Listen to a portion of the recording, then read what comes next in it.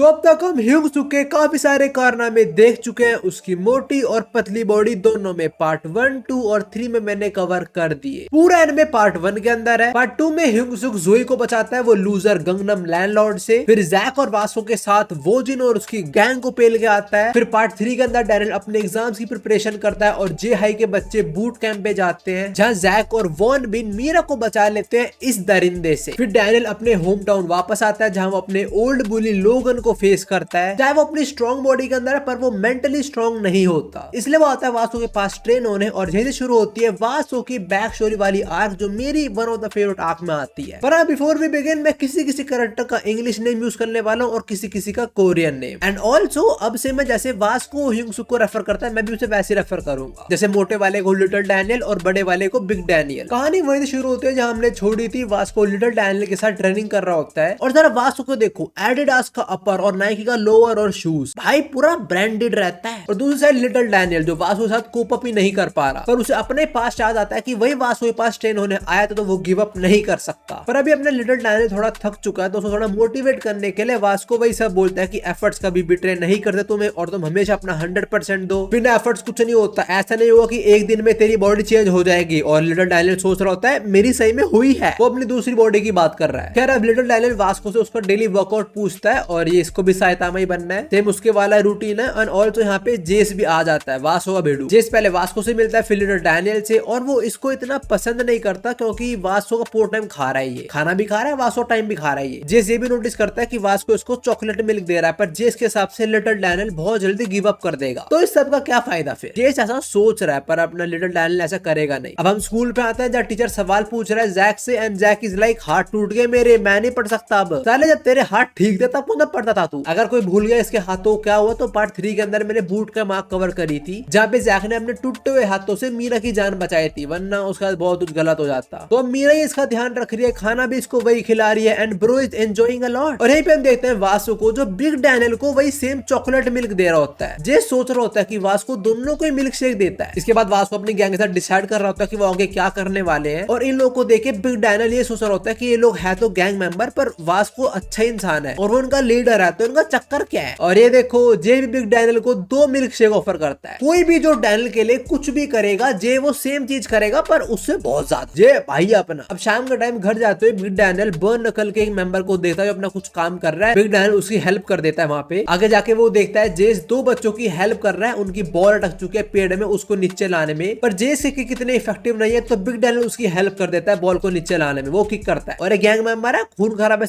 डर नहीं लगता, बग से डर लगता है इसको। पर इसे देखने के बाद बिग डैनियल समझ जाता है कि चाहे बर्न नकल एक गैंग ही है, पर ये अच्छे लोग हैं। अब हम वापस आते हैं लिटिल डैनियल, वास्को और जेस पे, जहाँ लिटिल डैनियल जेस के सामने वास्को की तारीफ कर रहा होता है कि वो कितना स्ट्रॉन्ग है और अच्छे इंसान भी है। ये सुन के जेस सोचता है शायद से ये लड़का बुली हुआ है, तब ये वास्को के पास आया है ट्रेन होने उससे, पर ये बच्चा सोच भी नहीं सकता वो चीज। किस चीज की बात हो रही है हमें थोड़ा आगे पता लगेगा। पर अभी वास्को यहाँ पे आ जाता है, लिटिल डैनियल से पानी मांगता है और कहता है मेरे पास बस कोक है, और देख लो वास्को भी कहता है भाई मत पिया करे चीजें। खैर प्रेजेंट इतना था। अब हम चलने वाले हैं पास्ट में, मतलब अब शुरू होते हैं वास्को की बैक स्टोरी, और ये सारी हम सुनेंगे जेस के थ्रू। हम देखते हैं छोटे जेस और छोटे वास्को को, और दोनों पार्क में खेल रहे होते हैं, जहाँ पे जेस हीरो बना है और वास्को विलन। जेस हीरो की लाइंस बोलता है पर वास्को कुछ नहीं बोलता, तो जेस बोलता है क्या हुआ यूंटे, बोलना अपनी लाइंस। कंफ्यूज मत हो, वास्को का जो रियल नेम है वो यूंटे ली है, पर इसका नाम वास्को क्यों पड़ा ये तुम्हें इस आर्क के बिल्कुल एंड में पता लग जाएगा। पर हाँ, मैं इसको अभी वास्को ही बोल लूंगा। और जेस की जो बात थी वो सुन के वास्को बड़ी अजीब बात करता है। वो पूछता है हीरो सबकी हेल्प क्यों करते हैं, क्या हो अगर किसी दिन विलन ज्यादा स्ट्रॉन्ग हो हीरो से। इस बात पे जेस थोड़ी पिटाई करता है भाई की, ऐसी मजे में। फिर दोनों साथ में कुछ कैंडी खाते हैं और हमें पता लगता है कि वास्को बचपन में अकेला ही था, मतलब उसका कोई दोस्त नहीं था, उसका सिर्फ एक ही दोस्त था जो था जेस। तो वास्को की मदर उसके लिए और जेस के लिए स्नैक्स लेके आती रहती थी। इसके बाद दोनों थोड़े बड़े हो जाते हैं और दोनों सेम क्लास में ही होते हैं, और क्लास के कुछ बच्चे कोई गेम के बारे में बात कर रहे होते हैं, और फिर ये लोग भी उस गेम को खेलते हैं। और ये कोई और गेम नहीं, लुकिज्म की मोबाइल गेम है, जो unfortunately at this moment discontinue हो चुकी है। इसके बाद इनसे थोड़ी बड़ी उम्र के कुछ बच्चे आके इनसे दोस्ती करते हैं, और ये लोग उन्हें खाने पीने चले जाते हैं, जहाँ पे ये 3 लफंगर आते हैं, और ये तीनों सीनियर है जेस और वास्को के। और मेरे से जो मोटे वाला है वो हुडी वाले से सिगरेट्स मांगता है, और ये लोग भी चले लेते हैं उनका स्मोकिंग करने। डिनर की चाट रहे हैं बेसिकली ये लोग। इवन ये जेस को भी बुलाते हैं, और लौंडा थोड़ा डरा हुआ है इसलिए वो भी हाँ कर देता है, पर अपना लौंडा हाँ नहीं करता। वास्को मना तो करता है, पर साथ में वो ये भी बोल देता है कि मेरी माँ बोलते हैं जो स्मोकिंग करते हैं वो लूजर होते हैं। वास्को भाई आंटी जी बिल्कुल सही सही बोलती है। पर हाँ, सीनियर से पंगे लेना वासु को थोड़ा भारी, बहुत भारी पड़ जाता है एक्चुअली में। पहले मोटे वाला वासु को थप्पड़ मारता है पर वो कुछ रिएक्ट नहीं करता, तो गुस्से में उसको लाते बजाना शुरू हो जाता है और वासु की हेल्प करने कोई नहीं आता, नॉट इवन जेस। इवन जब वासु उसको देखता है, जेस मुंह मोड़ लेता है। फिर सीनियर का जो लीडर है वो वासु को बोलता है कि तू आज के बाद से हमारे साथ कुछ टाइम बिताएगा रोज। ये लोग वासु को कह रहे हैं और नहीं मजे नहीं करेंगे, उसको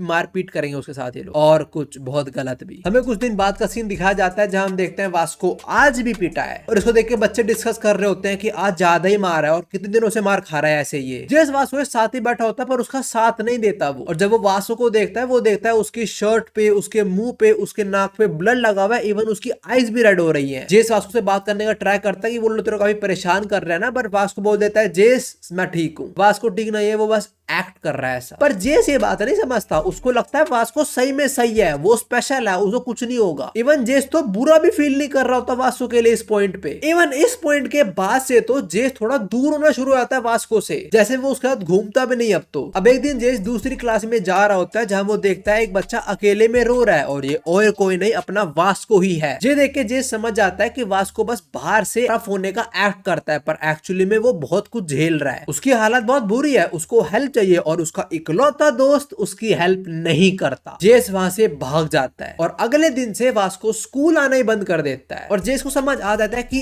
अब तो कुछ सही में खराब हो चुका है, क्योंकि वासु को ऐसा लड़का नहीं है जो अपनी मुसीबतों से भाग गए, वो उनको फेस करता है। पर वो स्कूल नहीं आ रहा, मतलब सही में कुछ खराब हो चुका अब तो। और अब कुछ दिनों से वासु को नहीं आ रहा तो पुलिस अब जेस को बुलाना शुरू हो जाते हैं। जेस वहां पहुंचता है और वो पुलिस ऑलरेडी एक लड़के को बुली कर रहे हैं just to impress this girl. ये लोग जेस से पूछते हैं वासु के बारे में और जेस बोलता है मेरे को नहीं पता, और यहाँ पे जेस की इतनी फट रही है कि वो नीचे देख के बात कर रहा है। फिर जो पुलिस के लीडर है इस बच्चे को बम पे मारता है, ये गिर जाता है और ये जो लड़का है जो बुली हो रहा है, इसे याद रखना ये कुछ करेगा, कुछ तो करेगा ये। खैर इसके बाद ये बुली जेस के सर पे SEX लिख रहा होता है और वासु के बारे में पूछ रहा होता है, पर अचानक से उसके नाक में मारा घुसा देता है और बहुत गुस्से में जेस को बोलता है कल अपने दोस्त को स्कूल ले आइयो, वरना जो हम उसके साथ करते हैं वो कल से तेरे साथ करेंगे। अब सोचो जेस क्या करेगा, क्या वो अपने दोस्त वासु के लिए इनसे लड़ेगा? घंटा। जब वो अपने सामने अपने दोस्त को पिटने दे रहा है, उसको नहीं बचा रहा, तो उसके पीछे क्या बचाएगा उसको? जेस पहुंच जाता है वासु के घर जहां उसे पता लगता है कि वासु को सही में बीमार था, इसलिए कुछ समय स्कूल नहीं आ रहा था, पर कल वो आएगा स्कूल। ये सुन के जेस चैन की सांस लेता है कि बच गया वो। पर अब वो नोटिस करता है कि कुछ टिश्यूज पड़े जिन पे ब्लड लगा हुआ है। वासु से पूछता है, फिर वासु वही बोलता है कि उसकी बस तबियत खराब नहीं है, दैट्स ऑल। और जेस वासु घर बहाना मार के आया कि कुछ नोट्स वगैरह साथ में होमवर्क वगैरह मैं तेरे वो देने आया हूँ। पर वासु की इतनी तबियत खराब होती है, जेस बोलता है अरे कोई नहीं, तू रेस्ट कर, मैं तेरा काम कर देता हूँ। और जैसे काम करने के लिए जेस पेन निकालता है, वासु को कांपने लग जाता है और ये चीज जेस नोटिस कर लेता है। फिर वो याद आता है उन पुलिस ने इसको पेन से ही टॉर्चर करा था और वासु को भी जब पिट के वापस आता था उसके बॉडी पे खून लगा होता था। जेस डॉट्स कनेक्ट करता है, वो वासु के बेड पे जंप करता है, उसके दोनों हाथ पकड़ लेता है, उसको सीधा करके देखता है और वो जो देखता है उसके होश उड़ जाते हैं। वो पुलिस ने वासु का कुछ ये हाल किया होता है और ये टेम्पररी नहीं है, ये परमानेंट है। और ये सब होते हुए भी इस टाइम भी जेस के सामने वासु को यही बोल रहा है कि सब ठीक है। I will be completely honest, जब मैंने चीज देखी थी मेरे को बहुत बुरा लगा था भाई। मैंने कुछ कमेंट्स पढ़े हैं, लोगों को भी बहुत बुरा लगा है देख के सही में। और आई गेस अब तुम समझ चुके हो कि वासु की बॉडी पे इतना टैटूज क्यों है, ये सब कुछ कवर करने के लिए। खैर ये सब देख के जेस रो जाता है, वो वासु से बोलता है भाई बहुत ज्यादा हो रहा है, तो उन लोगों से माफी मांग ले, पर वासु उनके आगे नहीं झुकेगा। वासु ऑल्सो सेज कि सारे हैंडसम लड़के गंदे होते हैं क्योंकि इसका बुली जो है वो हैंडसम है, एंड दिस ऑल्सो एक्सप्लेन्स कि why Vasu initially hated Daniel, because Daniel handsome भी है एंड साथ में पहले वो बुलीज के साथ में भी था, तो गलतफहमी हो गई थी। अब अगले दिन जेस स्कूल पहुंचता है पर वासु आज नहीं आया है, पर जेस इस बार स्टैंड लेता है वासु के लिए। वो पुलिस के मुंह पे बोलता है कि तुम लोगों ने उसे बहुत हर्ट कर दिया, इतना मत करो, अब रुक जाओ, उसे और बुली मत करो। और ये बोलते ही एक मुक्का पड़ता है जेस को, फिर ये लोग जेस को मारने लग जाते हैं। पर आदमी वासु नहीं आया तो पुलिस के लीडर को काफी गुस्सा आ रहा होता है। ये जेस के पास आता है और बोलता है जैसा मैंने तेरे को बोला था, अगर वो कल नहीं आया तो हम तेरे साथ वही करेंगे जो उसके साथ करते थे, तो रेडी हो जा।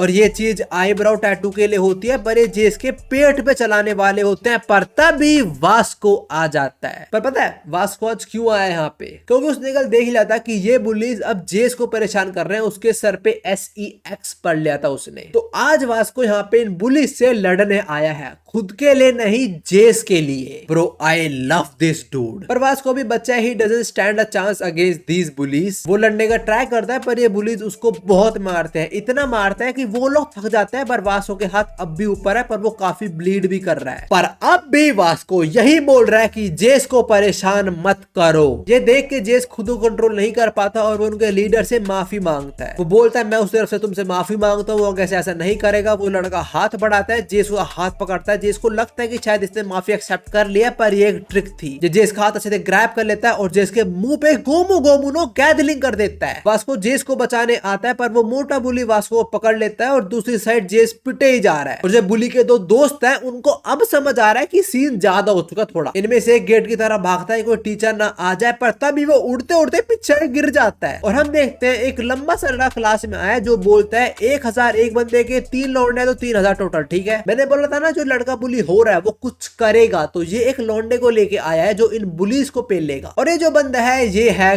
गो, और ये इसका कजन है एक्चुअली। तुम्हें याद होगा लास्ट पार्ट 3 के अंदर जब लोगन अपने सीनियर्स को पेल देता है और उसके सीनियर्स गन को फोन मिलाते हैं, तब गन बोलता है कि पैसे कलेक्ट करने वाला काम मैं छोड़ चुका हूँ, वो अब गो संभालता है। तो जो लौंडा है ये वही गो है। ये मोटा पूछता है अबे तू है कौन? एंड गो सेज बिल्कुल तुम्हारी तरह हूं मैं, आई एम अ विलन। ये मोटा अटैक करता है गो पे और गो इसको डिसबैलेंस करके इसका मुंह तोड़ देता है और इसके बॉल्स भी। गो भाई ये नहीं करना था यार। वो जो पुलिस का लीडर है वो एक कटर उठा लेता है गो से लड़ने के लिए, और इंस्टेड ऑफ फाइटिंग दैट बुली गो बोलता है भाई इसके पास वेपन है, मैं 500 रुपए एक्स्ट्रा लूंगा इस बात के। गुवासो को देखता है, ये पुलिस को देखता है और समझ आता है यहाँ पे क्या सीन है और बोलता है चलो I can go all out with no fear of punishment now. उसने ऐसा क्यों बोला तो मैं आगे बताऊंगा, पर ये बुली कटर से अटैक करता है और गो इसके मुंह पे चेयर दे के मारता है, दांत तोड़ दिए साले के, फिर इसकी फिंगर भी कुचल देता है गो। ये बुली पूछे तू ऐसा क्यों कर रहा है? एंड गो सेज जैसा तूने इनके साथ करा है मैं भी तेरे साथ वैसा ही कर रहा हूँ, मैं तेरे को पीट रहा हूँ बिना किसी रीजन के। And just look at bro's expression, bro is enjoying this. और गो को ऐसा देख के भाई की सही में अच्छी गीली हो जाती है। पर ये बुलीज बच जाते हैं बिकॉज गलत टाइम पे यहाँ टीचर आ जाते हैं, जिनकी वजह से ऑफ कोर्स गो को रुकना पड़ता है। अब ये सब पहुंचते हैं प्रिंसिपल के सामने, जहाँ बुलीज पहले गो पे नाम लगा देते हैं कि इसने हमें मारा है, इसने मेरे दांत तोड़े, ये गैंगस्टर है साड़ा। पर तुम्हें याद होगा मैंने लास्ट पार्ट के अंदर गो के बारे में क्या बोल रहा था। नाउ अब ये गो कौन है? अभी बस इतना समझ लो, bro is a total package of strength and brain. और जस्ट अभी गो ने बोल रहा था कि अब मैं ऑल आउट जा सकता हूँ with no fear of punishment. तो मेरी वो बात और गो की ये बात तुम्हें अब समझ आएगी। देखना क्या करेगा लौंडा यहाँ पे। गो प्रिंसिपल के सामने रखता है वासो को और बोलता है इसको देखो जरा, इसको कितना टॉर्चर करा गया तुम्हारे स्कूल में, ये होता है क्या? अगर तुम्हें को डिटेंशन सेंटर भेजेगा मेरे को कोई दिक्कत नहीं, पर तेरे को इनको भी भेजना पड़ेगा। पर मैं तो इधर अपने कजन को बचाने आया था बस, और मैंने सब सेल्फ डिफेंस में करा है। पर तेरे स्कूल में ये सब क्या हो रहा है? बच्चों को ऐसे बुली किया जाता है? भाई ये सब सुन के स्कूल प्रिंसिपल के पसीने छूट जाते हैं। फिर गो बोलता है सुन बे बुड्ढे, चुपचाप मेरे को घर जाने दे, वरना चल भेज दे मेरे को और इन सबको डिटेंशन सेंटर, और मैं सब जगह बता दूंगा, टीवी न्यूज हर जगह, कि इस स्कूल में बच्चों को ऐसे मार जाता है। फिर अपना स्कूल भी बंद कर दियो तू। देखा ना, बोला था ना मैंने, bro is a total package of strength and brain. Goo is free to go. और वो बुलिस का ट्रांसफर हो जाता है, पर इससे पहले गो यहाँ से जाए वास्को उससे पूछता है कि तू क्या करता है, तू इतना स्ट्रॉन्ग कैसे है? एंड गो वही साइतामा वाला प्लान बोलता है, पर इसके एक्सप्रेशन देख के मेरे को बिल्कुल लग रहा है ये सब वो सब करता भी है। पर विद दिस वास्को की बैक स्टोरी खत्म हो जाती है। Got you. अभी कहानी बाकी है मेरे दोस्त। वो लड़का जो गो को लेके आया होता है वो वास्को और जेस को राइस केक ऑफर करता है, पर वास्को डर जाता है वो शार्प ऑब्जेक्ट देख के। एक्चुअली में वास्को फोबिया हो जाता है शार्प चीजों का। अब तुम सोच रहे होगे कि अगर वास्को फोबिया हो चुका है शार्प चीजों का तो वो स्कूल कैसे अटेंड करेगा, या सबसे बड़े सवाल वो टैटू कैसे बनवाएगा? वेल उसकी इसी के अंदर हेल्प करने वाला है जेस। जेस पहले खुद की बॉडी पे एक बर्ड टैटू बनवाता है, जिससे वास्को को भी मन करता है कि वो भी सेम टैटू करवाएगा, और वो करवाता भी है। और जो टैटू आर्टिस्ट बनाता है की बॉडी पे, वो वासु की पहली बॉडी को देख के सोच रहा होता है कि मेरे को यकीन नहीं होता कि किसी ने इसकी बॉडी पे टट्टी बना दी थी। वो उन बुलीज ने इसके शरीर पे पूप ड्रॉ कर दी थी। पर हाँ, टैटू आर्टिस्ट शुरू में लोगों को इनकार कर देता कि मैं तुम्हारी बॉडी पे टैटू नहीं बनाने वाला। इसको पता लगता है जेस का जो दोस्त है वो कोई गैंगस्टर है, इसलिए अपनी दुकान का दरवाजा बंद कर देता है जेस के लिए। पर जेस वहीं पे रहता है, इसका वेट करता है इसके गेट के बाहर ही, और जेस का अपने दोस्त के प्रति इतना डेडिकेशन देके डिसाइड कर लेता है कि ठीक है, मैं तुम लोगों की हेल्प करूंगा। इसके बाद हम वापस प्रेजेंट के अंदर आते हैं, जहाँ जेस ये सोच रहा होता है कि वो इंसिडेंट हुए 3 साल हो चुके हैं और अब तक काफी कुछ बदल चुका है। पर तभी जेस को बहुत जोर से कुछ बाइक की आवाज आती है और हम देखते हैं वही सेम बुली जो इनके पास्ट में थे, वो लड़की लेके घूम रहे हैं। ये लोग यहीं पे आके सिगरेट पीने लगते हैं और वासु की बॉडी, उसको टैटू देखे इनकी फट जाते हैं। इनको लगता है ये कोई गुंडा वगैरह है। ये वासु को रिकॉग्नाइज भी नहीं करते, पर ये जेस को पहचान लेते हैं। उसके पास जा रहे होते हैं, पर उसके पास वास्को आ जाता है जिसको हगने जाना है और ये जेस को साथ में ले जाता है। यार स्कूल टाइम के अंदर ऐसे मैं भी दोस्तों के साथ गया हूँ, पर मूतने गया हूँ, हगने तो नहीं गया कभी कि दोस्तों को साथ लेके जा रहा हूँ कि साथ में हगने चलेंगे चलो। और ये दोनों गए तो ये सारे बुलीज अब लिटिल डैनियल को घेर लेते हैं। बेचारा अपने दोस्तों के बुली से बुली होने वाला है, पर तब यहाँ पे जेस आ जाता है जो इन बुलीज के लीडर को सेम गो की तरह ही मारता है, उसके दांत तोड़ता है फिर से, और बाकी दो को भी वो पेल देता है और फिर वो लिटिल डैनियल को यहाँ से लेके चला जाता है। अब हम एक बार फिर से पास्ट में आते हैं 2 साल पहले, जहाँ पे वासो के शोल्डर, चेस्ट, आर्म हर जगह टैटू हो चुका है। मतलब वो पूरा कवर अप कर चुका है अपने वो पास्ट इंजरीज को। पर टैटू से उसका कवर अप तो हो गया, पर साथ में उसका जो फोबिया था शार्प ऑब्जेक्ट से, वो भी दूर हो गया। दूसरी साइड हम गो को देखते हैं जिससे मिलने आया है गन, और गो तो इससे लड़ने के मूड में है, पर गन इसे कोई टेस्ट लेने आया होता है। तुम्हें लास्ट पार्ट से याद होगा ये दोनों सेम बंदे वो प्रेसिडेंट के अंडर ही काम करते हैं, तो शायद से गन टेस्ट करने आया हो कि गो वर्दी भी है काम करने का उनके साथ या नहीं। हम स्कूल में भी नजर मारते हैं जहां अब भी बुलिंग कंटिन्यू हो रही है, पर इस बार गो का कजन जो पहले बुली होता था वो बुली कर रहा है गो के नाम पे। लास्ट डे वास्को और जेस पे आते हैं, जहां वास्को जेस से पूछ रहा होता है कि तूने आज तो टैटू बनवाया है, तूने उस पे ये क्या लिखवाया कि तेरे हीरो का नाम है ईटी। जेस ऐसे ही बोल देता है कि ये एक सुपर हीरो है जिसको फॉलो करता है, और वैसे तेरे पास जो टॉय तू कैरी करता था उसका रियल नेम वास्को था, तेरा नाम भी वास्को होना चाहिए। तो यही वो मूवमेंट होता है जहाँ पे यूनटेई को नाम मिलता है वास्को। पर जेस की इस बात पे वास्को बोलता है पर मेरे रियल हीरो का तो नाम है जेस,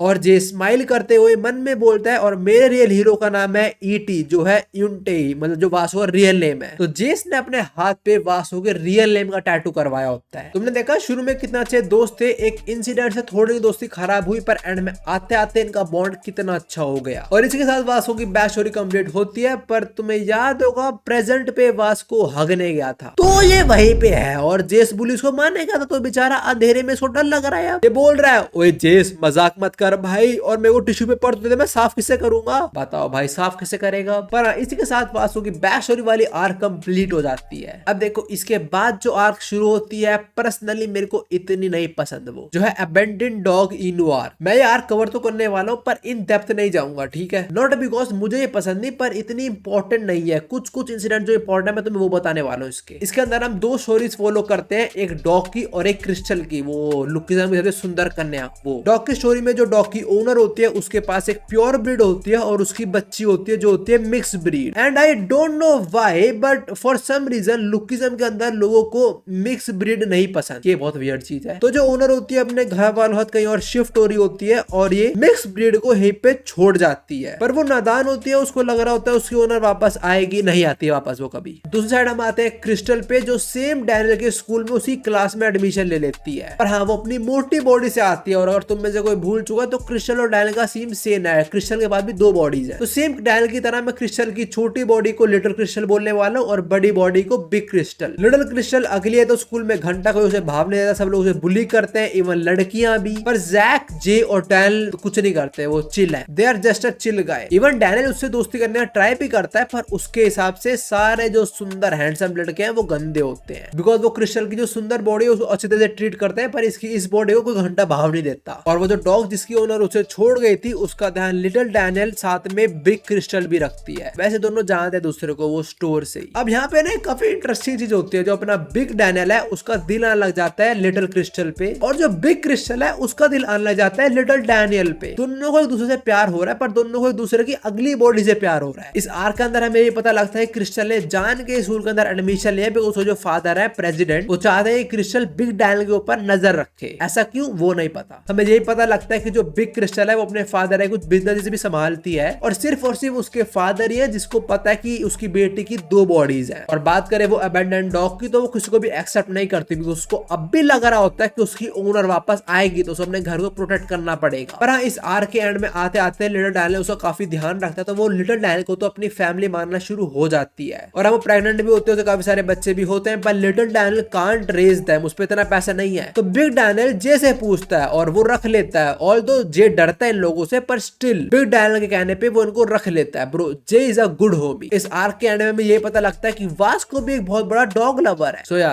दैट वाज इट। जैसे मैंने बोला, जो इंपॉर्टेंट चीजें थी वो मैंने कवर कर दी। अगर कुछ और भी सुनना है तुम्हें तो एक बार बिग क्रिस्टल इनके स्कूल में आ जाती है और इसकी ये बॉडी सुंदर है, सब लोग इंप्रेस हो जाते हैं सिवाय बिग डैनियल के। इनफैक्ट ये दोनों एक दूसरे को हेट करना शुरू हो जाते हैं। ये दोनों एक दूसरे की सुंदर बॉडी को हेट करते हैं और एक दूसरे की अगली बॉडी को पसंद करते हैं। तो हाँ जनता, अबेंडन डॉग इनो आर्क यहीं पे खत्म हो जाती है। अब इसके बाद जो आर्क है उसका मैं नाम भी नहीं ले सकता because it is attention WHORER, जो मैं पार्ट 5 में कवर करूंगा। साथ में 4 आर्क और। तो पार्ट 5 के अंदर मैं 5 आर्क कवर करूंगा, तो मैं अगले हफ्ते मिल जाएंगी। अभी के लिए you can watch this video, जहां तुम्हें पता लगा कि मेरा सर कैसे फूटा। मैं तुम लोगों से मिलता हूँ। सायोनारा।